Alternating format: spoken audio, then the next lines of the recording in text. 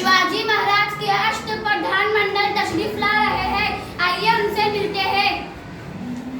मैं मोरू तिब्बत पिंगले, मेरा ओहदा है वजीर आजम। मेरे फराइज सल्तनत के कारोबार चलाना, मफतूहा इलाकों के इंतजाम देखना। मैं रामचंद्र नीलकंठ मुजीबदार, मेरा ओहदा वजीर खजाना। मेरे फराइज इंतजाम मालिया और हुकूमत का हिसाब किताब देखना। मैं नाजिद अख्तर, मेरा ओहदा सेक्रेटरी यानी सचिव। मेरे फराइज फरमान जारी करना। मैं दफ्तर खिदमत पाकनीस, मेरा ओहदा वजीर इंतजाम यानी मंत्री। मेरा काम सरकारी किताबत का काम करना।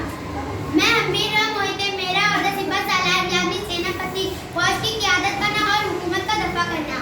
मैं रामचंद्र तिब्बत दबी, मेरा ओहदा वजीर खारजा यानी सुन्नत।